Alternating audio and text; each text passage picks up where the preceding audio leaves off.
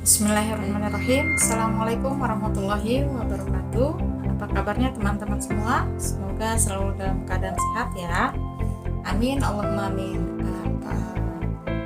Bersama Bu Raini, hari ini kita akan membahas atau sharing tentang motivasi belajar.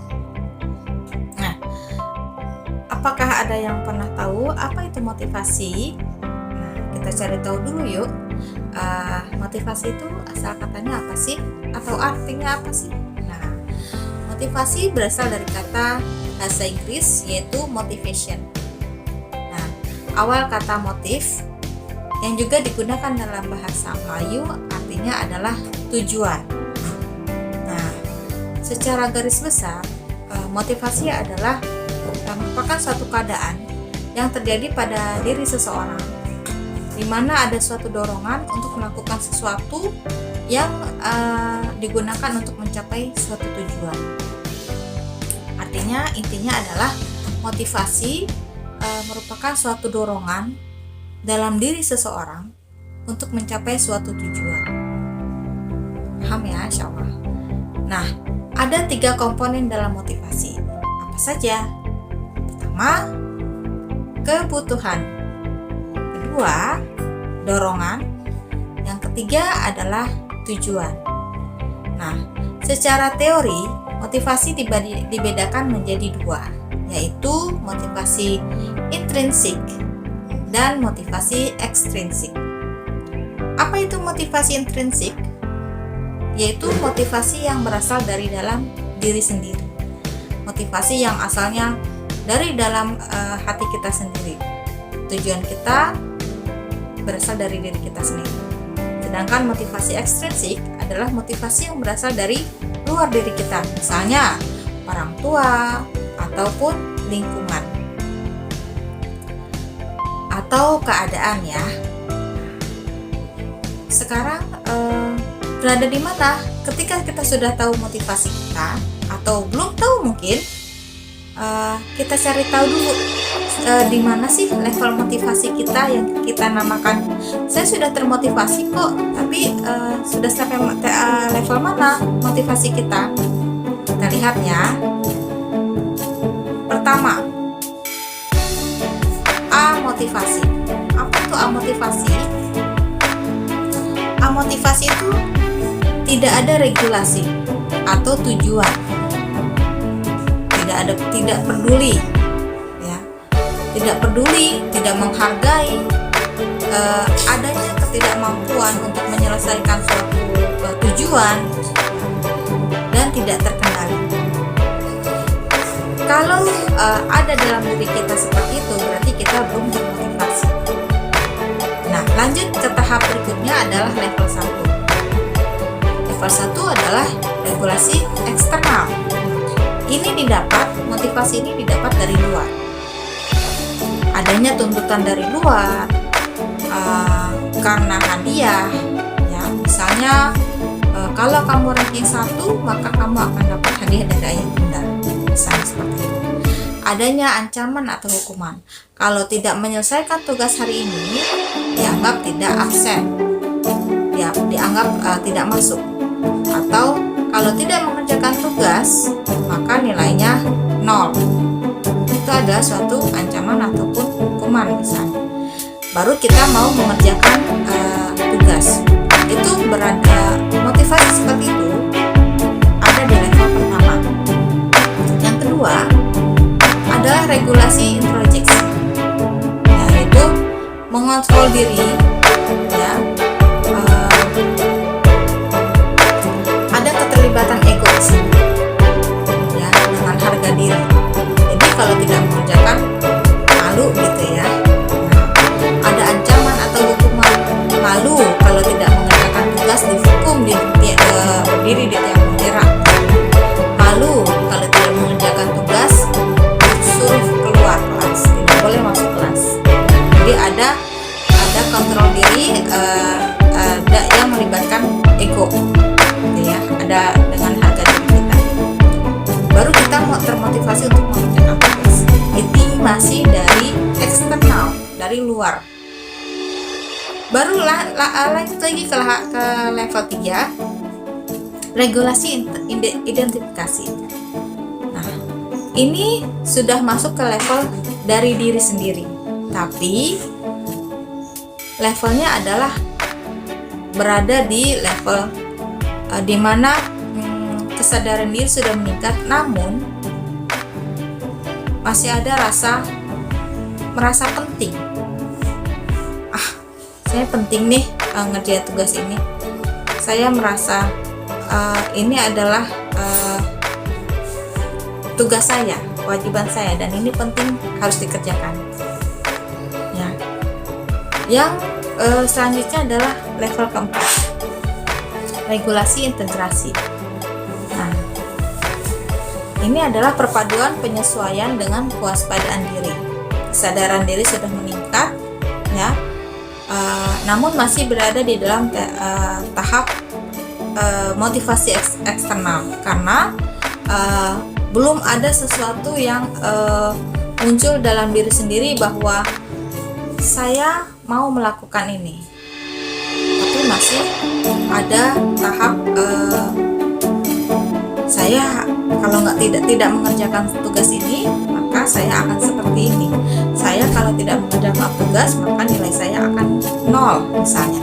Sudah ada dalam diri, tapi masih ada kewaspadaan diri, kan kewajiban-kewajiban tadi. Nah, yang terakhir adalah paling tinggi, level kelima, yaitu regulasi internal. Ini adalah yang dinamakan baru motivasi intrinsik, yaitu motivasi yang berasal dari dalam diri sendiri. Apa yang menyebabkan adanya motivasi intrinsik ini?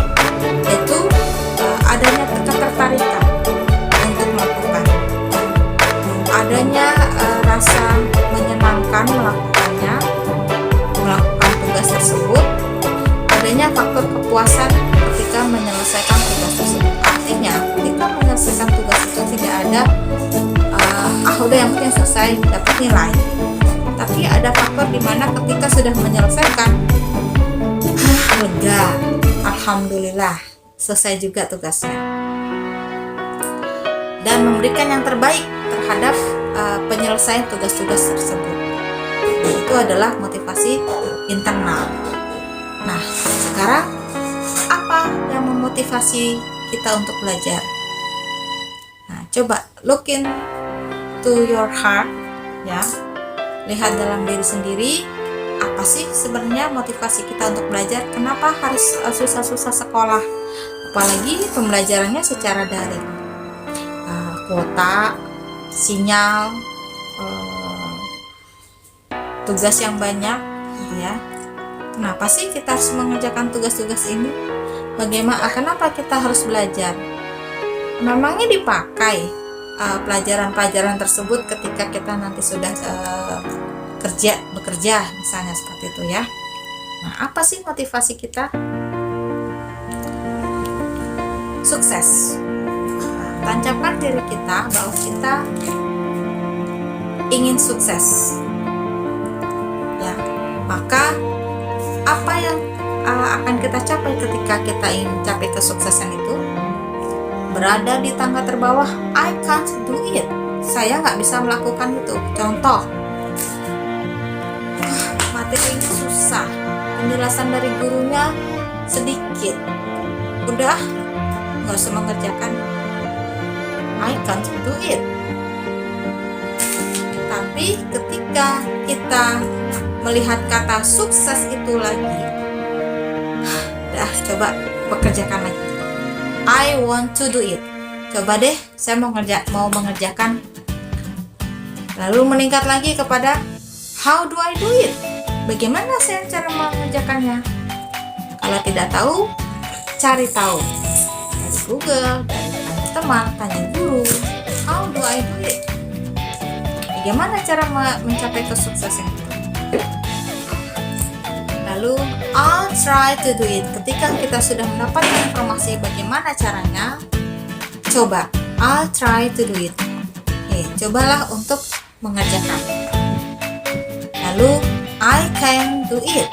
Dari I can't do it menjadi I can do it. I will do it and be success.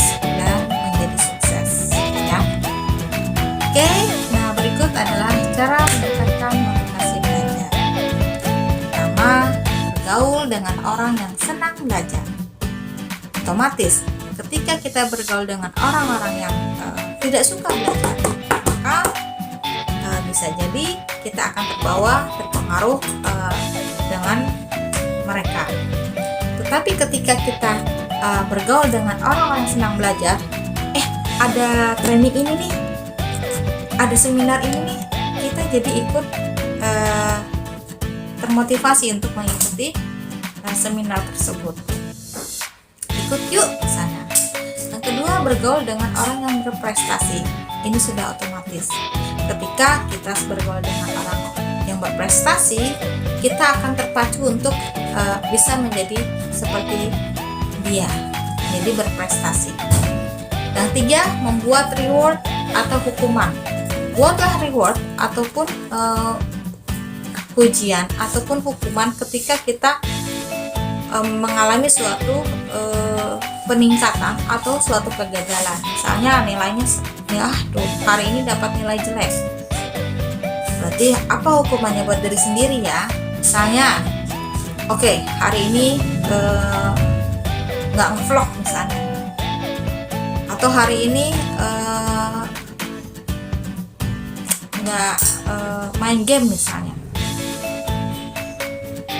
Itu hal-hal seperti itu menjadikan kita membuat kita ada aturan-aturan untuk disiplin. Keempat, menonton film atau membaca novel motivasi. Nah, kadang motivasi itu didapatkan dari atau ketika kita membaca sebuah buku atau sebuah novel atau sebuah cerita atau melihat atau menonton video-video tentang motivasi. Bagaimana cara orang itu memotivasi seseorang? Otomatis kita jadi dapat insight. Harus begini gitu ya. Oke. Yang kelima adalah menanamkan kemauan atau niat yang tinggi dalam belajar. Nah, itu harus ditanamkan dalam diri kita. Mau atau tidak. Intinya mau atau tidak. Kalau kita sudah mau, berarti kemauan itu harus kita jalani. Kalau tidak mau ya sudah, lepas. Ya. Menempelkan kata-kata motivasi di dinding kamar. Nah, ini penting sekali. Saya ingin menjadi pengusaha sukses, atau saya ingin memberangkatkan haji orang tua saya. Misalnya. Itu penting agar kita selalu ingat ketika kita ingin belajar atau ketika kita mengalami kegagalan, kita akan bangkit dan akan menjadi motivasi kita untuk melakukan yang terbaik dan mengulangi lagi sampai akhirnya kita berhasil. Oke. Satu kata atau satu kalimat dari Mario Teguh. Orang-orang yang berhenti belajar akan menjadi pemilik masa lalu. Orang-orang yang masih terus belajar akan menjadi pemilik masa depan. So, pilihan ada di tangan kalian. Mau menjadi pemilik masa lalu atau menjadi pemilik masa depan? Mau maju, melangkah menuju kesuksesan, atau stay di tempat, diam di tempat, dan ya hanya itu saja yang dirasakan. Oke, sekian materi dari Muraini, mudah-mudahan bermanfaat. Kurang lebihnya Muraini mohon maaf. Bila ada kekurangan, wabillahi taufiq wal hidayah. Assalamualaikum warahmatullahi wabarakatuh. Semangat!